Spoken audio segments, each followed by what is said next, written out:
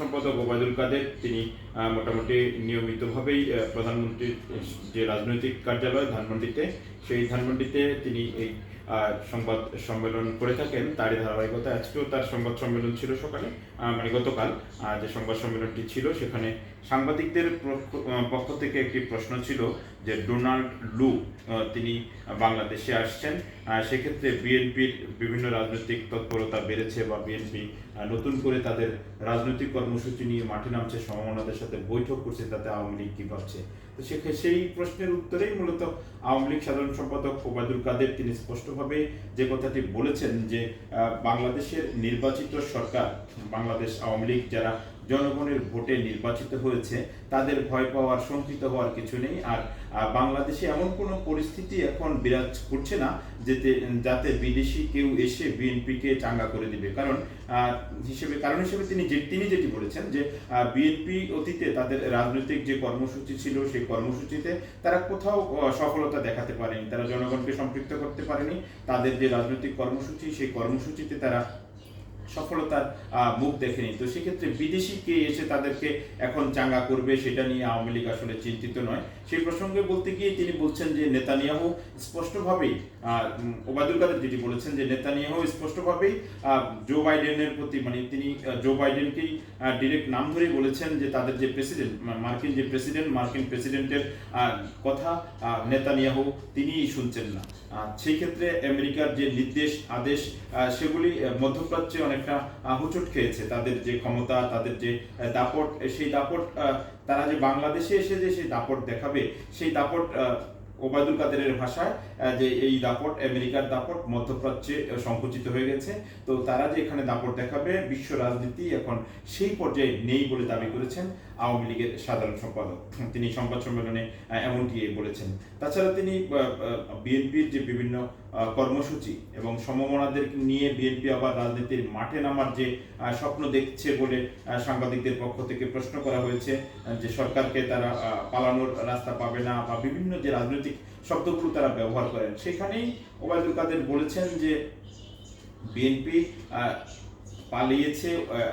28শে August তাদের যে রাজনৈতিক কর্মসূচি ছিল, সেই 28শে অক্টোবর তাদের যে কর্মসূচি ছিল সেখানেও তারা মঞ্চে ঘোষণা করেছিল যে সরকার পালানোর রাস্তা পাবে না। ঠিক মঞ্চে ঘোষণার কিছুক্ষণ পরেই বিএনপির নেতারা রাজধানীর অলিগলিতে তারা পালিয়ে গেছে। তাই ওবায়দুল কাদেরের ভাষায় যে আওয়ামী লীগের রাজনীতিতে ইতিহাসে কখনো পালিয়ে যাওয়ার কোনো ইতিহাস নেই, যেটি বিএনপির নিকট অতীতের একটি ইতিহাস তিনি সাংবাদিকদের সামনে তুলে ধরেছেন যে এই ইতিহাস পুনরাবৃত্তি হবে যদি তারা তাদের যে ভুল পথ, যে রাজনীতিক থেকে সরে যাওয়া, নির্বাচন না করা, সেটার মাসুল হিসেবে তাদেরকে আগামী দিনেও দিতে হবে। সেক্ষেত্রে যদি রাজনীতিক কোনো কর্মসূচি নিয়ে সমমনাদেরকে সঙ্গে নিয়ে বিএনপি রাজনীতির মাঠে আসে, তাহলে তাদেরকে তিনি বলেছেন যে আওয়ামী লীগ রাজনৈতিকভাবেই মোকাবেলা করবে।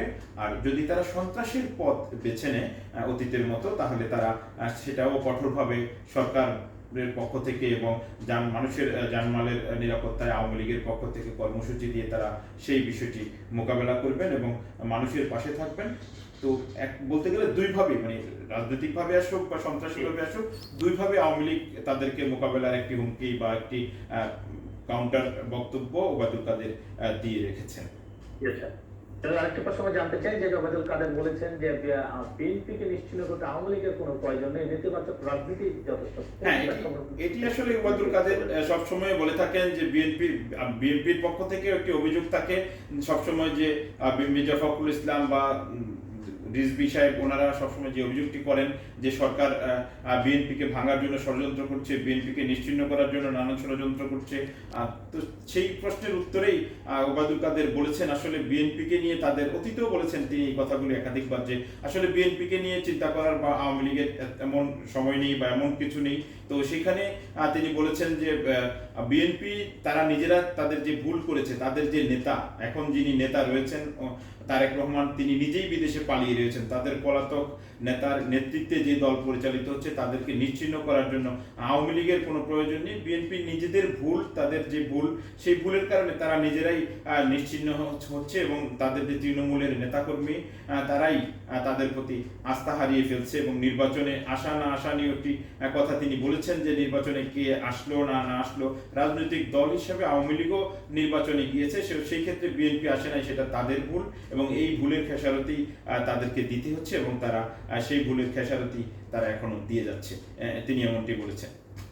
এবং উপজেলা সবশেষে একটা প্রশ্ন জানতে চাই যে দ্বাদশ জাতীয় সংসদ নির্বাচনে বেশ কিছু পানিশমেন্টের কথা আজকে বলা হয়েছে। হ্যাঁ, আমি সেই কথাটি বলছিলাম বেলাল ভাই যে উনি আরেকটি বিষয় নির্বাচন নিয়ে বলেছেন, যেটা হয়তো আমরাও বিভিন্ন সময় রিপোর্ট করেছি যে আওয়ামী লীগ চেষ্টা করেছিল যে বিএনপি তৃণমূলের যারা রয়েছেন এবং প্রান্তিক পর্যায়ের যারা গ্রহণযোগ্য ব্যক্তি রয়েছেন সমাজের, তাদেরকে নির্বাচনমুখী করে তাদেরকে দিয়ে জনপ্রতিনিধি নির্বাচিত করে তৃণমূলের বা স্থানীয় সরকারকে আরো শক্তিশালী করার সরকারের পক্ষ থেকে যে উদ্যোগ রয়েছে, সেখানে আওয়ামী লীগের পক্ষ থেকে তাদের যে দলীয় এমপি এবং দলীয় যারা রয়েছেন তাদের স্বজনদেরকে প্রার্থী না করার একটি ঘোষণা ছিল।